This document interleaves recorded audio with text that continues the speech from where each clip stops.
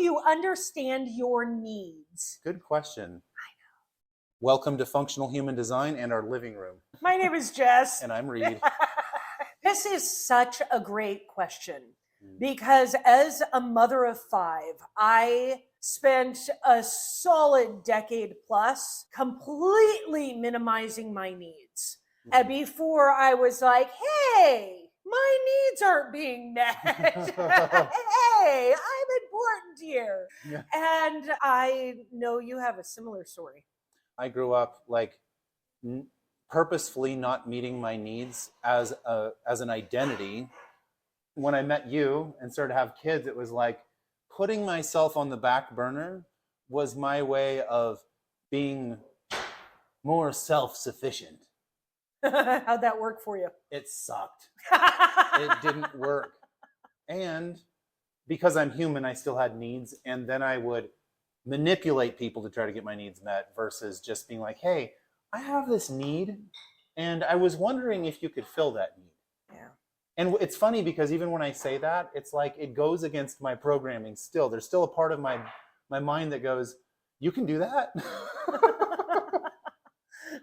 It's because it's so foreign in our culture to be like, well, maybe not our culture as a whole, but our conditioning to be like, hey, I have needs, I'm important. And I think Christianity really did a number on all the people who had those beliefs because it's not about having needs. It's about serving the greater good. It's about doing the righteous thing, although your righteousness is like filthy rags. But it's about doing the right thing all the time. And when you're always doing the right thing, who's taking care of you? Who's looking out for you? Right. And so what I really want to look at is really the process that each of us went through and being able to recognize, hey, I have needs. And then the communication process of going about getting our needs felt. Like how did we get there? Yeah. And where are we at? Like, where are we going? Because to me, it's not like a one-day thing where you're like, oh, I have needs and now they're all met. Because in my circumstance, I said, hey, I have needs. And you would be like, yeah, but I have needs too. Or you would be like, yeah, okay, I'm going to meet those needs. And then you didn't ever do it. Right. And that's how we ended up divorced. And that's a good time. So for me, my breaking point was realizing and really reflecting over all the goals I had. It happened right around my 40th birthday. I looked at all the goals I had created for my life and realized that I had not achieved a single one. I had not achieved one goal that I had for my life. And in fact, I was essentially homeless, living in tents with 5 kids, cooking over a hole in the ground. And I was like, I'm taking care of all these people. No one's taking care of me. I called the Unalive hotline twice that summer. This was right before I turned 40. I realized that I had put the needs of my family so far ahead of my own that almost none of my needs were being met. And when I started to voice them, that was when you responded with, well, my needs aren't met either. Right. And so thus began the war between Jes and Reid. Yep. Yeah. So when did you discover that you had needs? It's still a daily thing. I'm not always the best at identifying my needs. And the biggest problem I've had with not seeing my needs is that I'd say entitlement gets in the way, but the type of entitlement is this impatience to have what I should have already worked for and accomplished. So it's that I've turned myself into a human doing to the point where If I don't have my needs met, it's because it's my problem. It's about me. And I built a business without anyone, but with people, and gave them the credit the best I could, knowing all along that I wasn't building a team, because a part of me didn't feel worthy of actually having my deepest needs met. The most basic needs are the ones that I wasn't meeting. And I see men all around me who are working their asses off, just competing in order to be seen by one another, and they never can be seen by one another because they can't see themselves, because they're cutting themselves off from the affection and the care, the nurturing that they really crave. And it's different to manipulate in order to get that. It's different to use a woman. It's different to say, I've got a body count, or I've got X amount of money in my bank account, or I take my kids all these places. It's not about the credentials of how much you've done. It's about having your needs met. And that is a whole lot deeper than just being a human doing. So, may I ask you a question? Yes. What are your basic needs? Because I think your needs are similar to my needs, to our children's needs, to everyone's needs. Some of the most basic needs that I have missed, I was born homeless. My mother was homeless, and she had 3 other siblings that she could not take care of. And so the thing that was lacking from the very beginning was affection, was being noticed and being seen for just being a human being and having care. First thing you might have noticed is that if you're born homeless, you needed a home. But the funny thing was is I never thought about being born homeless. It wasn't until I talked to my mother. Now I know Recently, why I was homeless on my 40th birthday. Right. Right. Now it makes sense. But I didn't actually see homelessness. This is how deep it is. I'm struggling with shame, deep shame right now. Okay, oh good. The shame Good. is that I wasn't able to see how bad our situation was many times over, because I wasn't able to even see that I had a story to begin with, or an identity. And I don't know what that means, but that's just has something to do with having needs met. I think it means that you have both needs for a home and affection and care Yeah. and running water. Yeah. Yes. And adequate food. Yes. Regular hygiene. Yes. Yes. Compassion from the people around you. Yes. We have needs for respect. We do. We have needs for love. Yeah. We even have needs for validation. Yeah. All of those things are important. And that leads to thank you. Thank you. I spent so much time trying to learn to be validated that I missed almost all of the other needs. And I know I'm not the only person in that situation. No, there's gazillions, because the core of narcissism, again, earmark, not a doctor, I cannot diagnose anyone. The core of narcissism, in my non-expert opinion, is mother issues.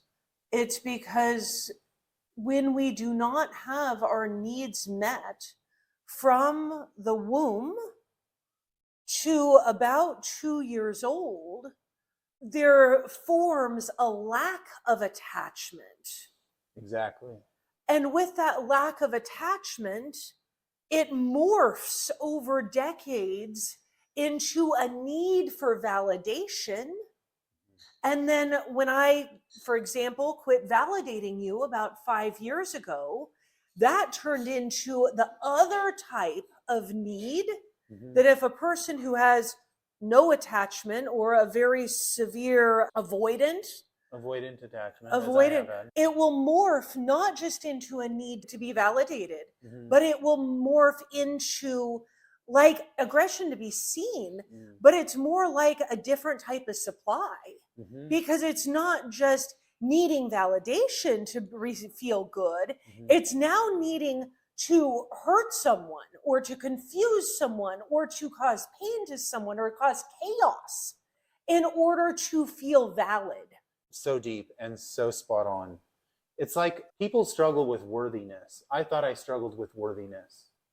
And the deeper root for me was actually being a viable human being. So it's like it was hard for me to identify as actually being human. So that's why I would objectify, because I didn't even know how to connect with the human nature of myself. When you're not able to do that, that's when you try to form new realities that don't feel as awful or separate from humanity. So you start creating these realities and manipulation comes in. If you can manipulate someone to agree with you or see you where you are, then at least you're okay where you are, even if you don't have an identity. There's still a lot to unpack there. There's still a lot to understand. But I know without admitting that we need connection, that we need affection, that we need closeness, and that we just need our basic needs met, we will be doing all kinds of antics. Try to be seen as a human being and missing the entire point that maybe we just don't know ourselves yet. Right. And in this culture, not knowing yourself can be some of the most, especially as a man, you don't know yourself, that can be some of the most detrimental backlash that you can witness. And why would somebody want to put themselves in that situation? Right. Maybe it'd be better to be a human doing and have some credentials. Maybe it'd be better to create something and be known for something at least. Right. At least. At least. At least is one of my most despised phrases in the world. Yeah. Well, at least you have this. Well, at least it's that. Well, at least this. At least is one of the most harmful phrases we could ever use because it minimizes the experience that someone is going through. Yeah. And it just automatically says, you're not valid, you're not heard, it doesn't really matter. And there have been so many times on our journey of basically war for the last 5 years where I have deeply questioned like why I'm doing this. Because the entire world says, just run away. Run away, don't ever see him again. And like we've lived apart 3 separate times. We are fully divorced, and yet we cohabitate in a house with 4 of our 5 children. What I think is so important about humanity today is that we realize that people are not disposable. We all have conditioning. We all have pain and things we experienced. And do I like how you've treated me? No. Do I tolerate it? No. Also, what would it teach my children, our children, if I just disposed of you and walked away? That's not teaching them how to break generational cycles. That's not teaching me how to break my cycles. I still have lots of life left to live. And I cannot live that lots of life if I'm living with the guilt and the shame and the hurt of continuing those cycles by just being me and saying, don't be like him. Because these cycles we taught our children. And so while I'm going against all of the cultural norms of just walking away time and time again, just walk away, I'm doing it because I believe better in you, I believe better in me, and I believe better for our children. Because I truly believe that as long as a person is breathing, they have the opportunity to heal. But what will it take for a person to wake up? And for you, it took 5 years of war. And failing miserably. Doing it on my own and failing miserably. This reminds me of functional human design and our, and our shadows. This is correct me if I'm wrong, but understanding shadows and each other's designs actually was a key. Can you speak to that? Yeah, human design. When I first heard about human design, it was about 4.5 years ago. And as I read my chart, I was like, oh, I miss her.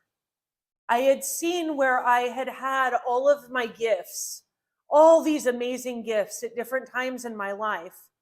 But as I sat currently, I was in my shadow.